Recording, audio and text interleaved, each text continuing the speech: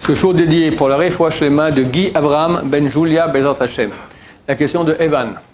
Alors, on a vu qu'il y avait 3 niveaux de Teshuvah, mais pourquoi le regret? Ok.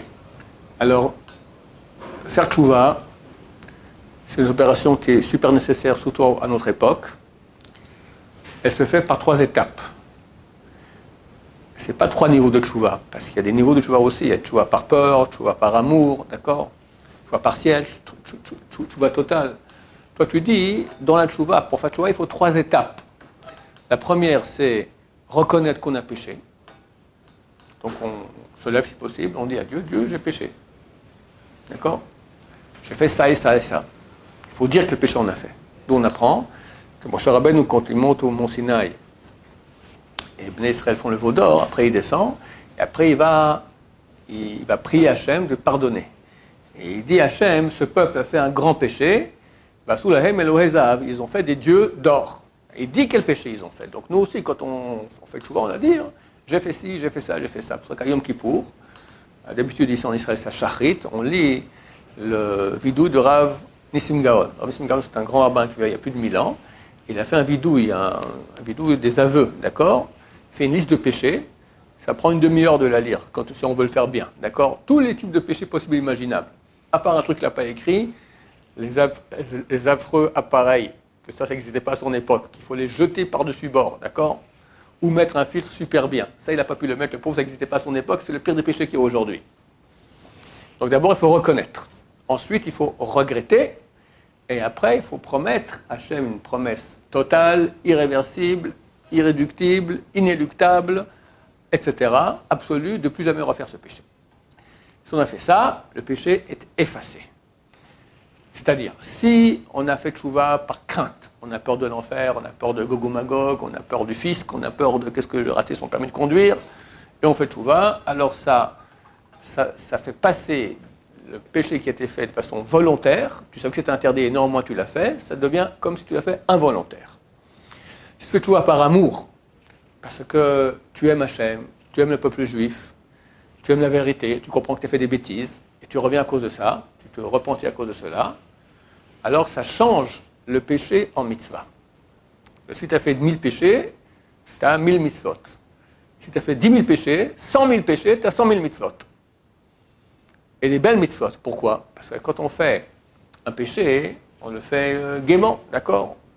Se lever le matin pour aller à la prière, on vient en traînant, on ouvre la Gemara, on nous vend à moitié endormi. Alors tu crées des anges, mais ils ont la même tête que toi.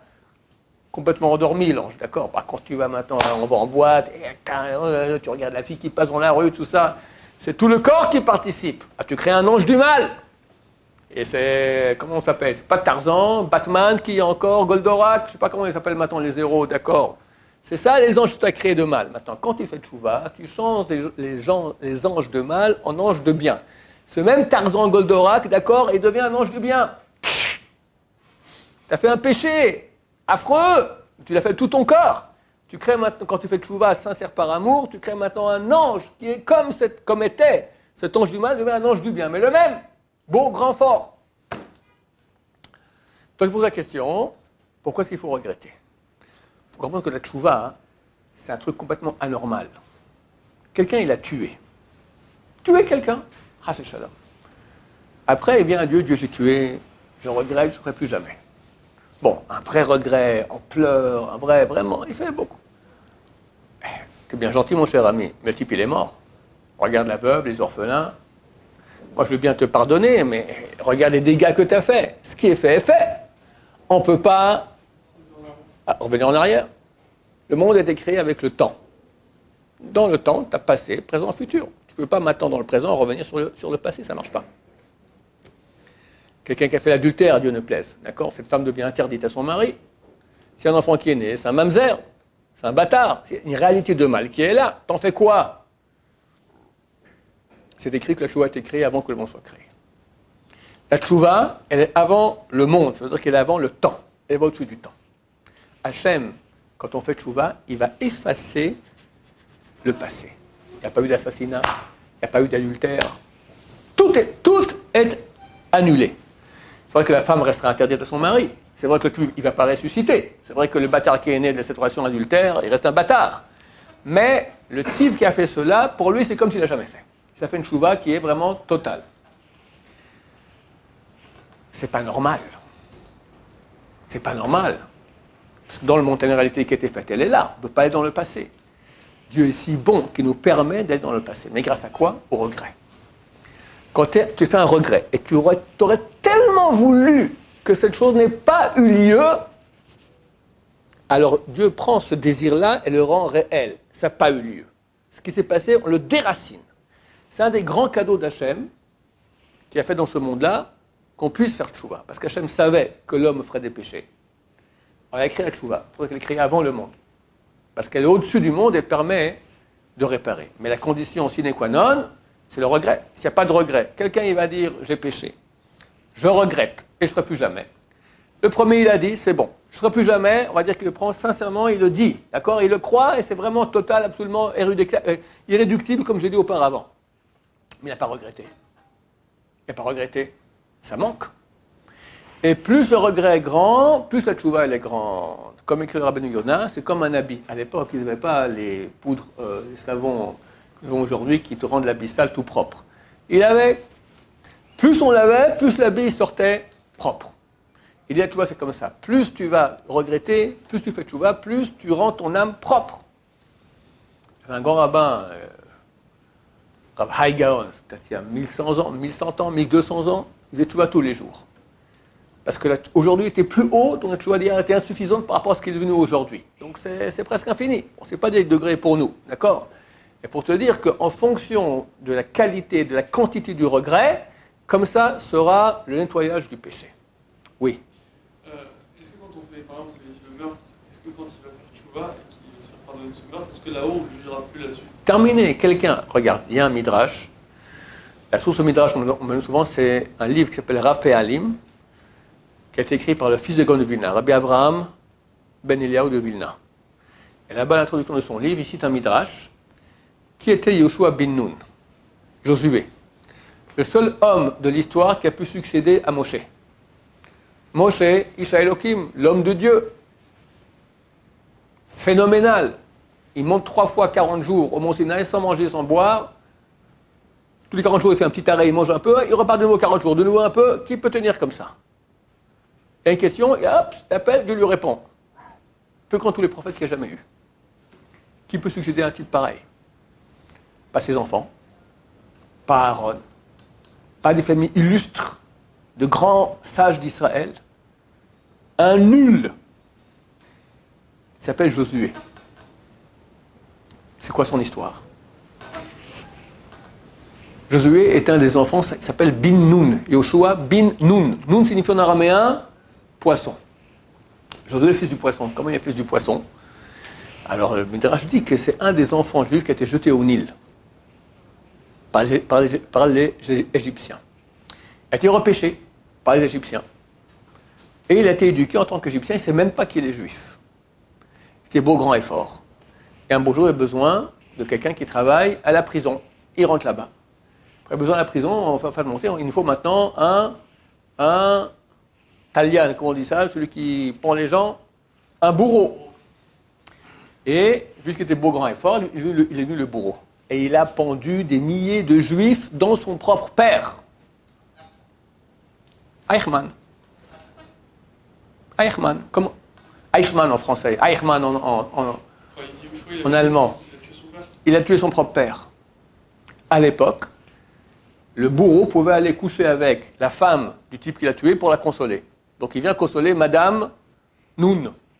D'accord? Et elle le reconnaît. Mais t'es mon fils. Il y a une tache dans le dos, c'est toi. Il apprend qu'il est juif. Et il fait tchouva. Mais quel tchouva! Mais quel tchouva! Il sera dans la tente de Moshe, il ne bouge pas. Loyamush anar minao, il ne bougeait pas de la tente. Il étudie Torah, Torah, Torah, Torah, Torah, Torah, Torah, Torah. Moshe Rabbeinu monte au Mont Sinaï. Le seul qui peut rentrer avec lui au Mont Sinaï, mettre sa tente là-bas un peu en retrait, c'est lui, Josué. Et quand Moshe Rabbeinu décède, le seul qui va lui succéder, c'est Josué. Tu vois la force de la tchouva? C'était un bourreau. Imagine que Eichmann vient maintenant là et dit, écoutez, j'ai vu que j'étais juif, pardon. Pardon? Viens dans le coin là-bas. Et on s'occupe de lui. Aïchman! Josué vient et on le pardonne et il vient le... Ok, si même, allez, tu te mets là-bas au fond, on ne veut même pas te voir là-bas. Jamais on nous fait monter la Torah, nul, on crache dessus quand on passe. Qui devient le successeur de Moshe Rabbeinu. La puissance de la tchouva. C'est phénoménal. Donc, quelqu'un qui a tué, pour répondre à la question, on ne le rappelle rien. Et s'il a fait tchouva par amour, on remplace l'assassinat par une mitzvah. C'est beau. Comment faire pour regretter? Des fois on n'arrive pas à regretter. Ça marche quand même, tu vois? Comment faire pour regretter? Alors, c'est écrit clairement dans le must qui est écrit sur la tchouva, Rabbeinu Yonah. Il dit comme ça, il y a deux types de pécheurs. Le pécheur qui il fait un péché de façon assez récurrente. Tous les quelques jours, il refait ce péché, ou tous les jours, d'accord? Il est en bas. Il ne peut pas, quand il fait tchouva là, dire « je regrette », parce que tu es là-bas. Il doit d'abord, de façon artificielle, commencer à arrêter. Il va monter, monter, monter, monter. Et quand il sera un bon moment en haut, il peut dire « qu'est-ce que j'étais crétin à l'époque d'être aussi bas ». Il peut regretter. Il y a un autre qui est en haut. Puis il s'est arrivé, pac, il a fait une erreur. Ça arrive, d'accord? Sur place, c'est marqué, tu as vu un Talmid Chacham qui a fait un péché de la nuit, n'est pas de soupçon sur lui, puisque le jour déjà, il a fait tchouva.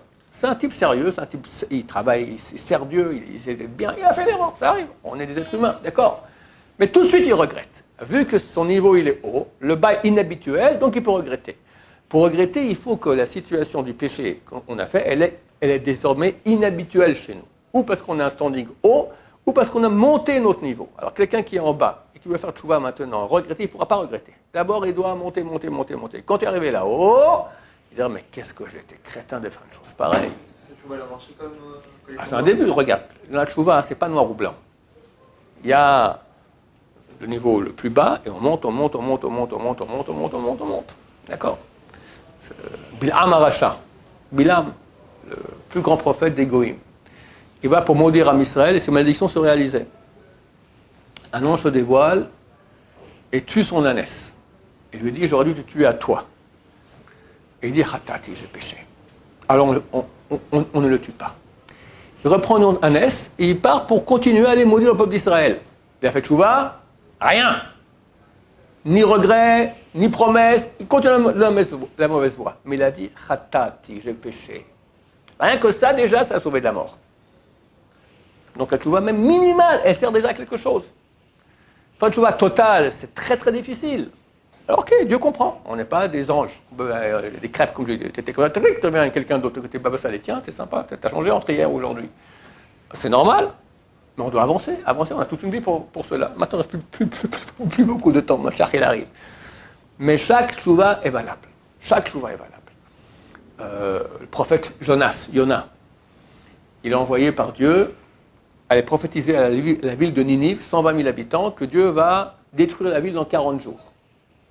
C'est tous des voleurs là-bas. Ils ont entendu ça, ils ont fait tchouva.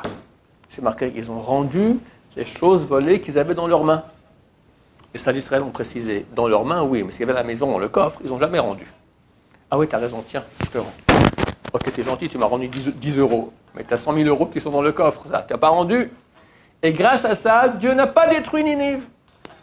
Alors, ce n'est pas une tchouva totale, mais ça marche. Voilà. C'est un des grands cadeaux que Dieu nous a donné. Il faut en profiter, parce qu'il y a un moment où on ne pourra plus faire tchouva. Ça sera trop tard. C'est pas un peu trop facile de faire ça? C'est pas facile du tout. Dans ton style, le rachat, il fait toute sa vie. Tu dis, c'est marqué comme tu dis, c'est marqué. Éclate-toi toute ta vie. Club Med, en boîte, les crustacés, toutes les cochonneries du monde, vas-y, fais-les. Chazal dit ça. Fais tchouva le jour de ta mort, tu as gagné dans les deux camps. Tu t'es éclaté sur terre, tu vas tout droit au Lamaba au paradis. C'est bien, tu as gagné dans les deux camps. Paradis là, paradis là. Tu as d'autres qui bossent toute leur vie, on ne peut pas, c'est pas cachère, 3 prières par jour, la Torah, machin. Et on espère qu'il arrive au paradis. Lui, il s'est éclaté toute sa vie, il a fait le choix le dernier jour, il va au paradis. Les sages d'Israël disent ça. Mais, il y a un petit mais. Tu sais pas quand tu vas mourir? Fais tchouva tous les jours. En principe, ça marcherait. Si on savait quand on allait mourir, vas-y, éclate-toi, le même jour de la mort, tu fais tchouva, c'est valable. Il y a aussi une deuxième chose qui est écrite. Celui qui dit, que je vais pécher et après je ferai tchouva, on l'empêche de faire tchouva. Ça veut dire que vu qu'il y a une des conditions de la tchouva, c'est le regret. Tu ne peux pas dire dimanche, lundi, mardi, j'emboîte, mercredi, je regrette. Tu peux programmer un regret. Hein? C'est-à-dire? Pourquoi? Oui, ils disent en principe ça marcherait. Si tu fais tchouva, ça marche. Ça marchera. Mais on t'empêchera de faire tchouva. Le Rambam cite 24 choses qui empêchent la tchouva. Il dit à la fin, c'est pas catégorique que tu as fait ces choses, tu ne peux pas faire tchouva. Ça rend plus difficile. Quelqu'un qui dit je vais pécher après je fais tchouva, c'est possible de faire tchouva, mais c'est beaucoup plus difficile. D'accord? Parce que tu ne peux pas programmer une tchouva. Une tchouva, tout à coup, tu as un sentiment de regret qui vient dedans, c'est un truc de pureté. C'est Hachem qui envoie. Il faut des mérites pour cela. C'est pas facile du tout. Une vraie tchouva. Et quand on fait tchouva, après on devient plus religieux, tu as toute la famille qui s'oppose, et ça ne manque pas des histoires, d'accord? Mais tu deviens comme dit le Rambam, avant Dieu était dégoûté par toi, tu priais, il jetait tes prières, tes mitzvot, il ne veut pas te voir. Aujourd'hui tu es chéri, choyé, Dieu a envie de tes mitzvot. Combien c'est grand la tchouva? Combien c'est grand? D'autres questions? Hachem nous aide à faire tchouva, toute tchouva, même la plus minimale, et bien Hachem la plus grande, avec amour d'Hachem qui pardonne tous nos péchés et transforme en mitzvot. Amen, va amen.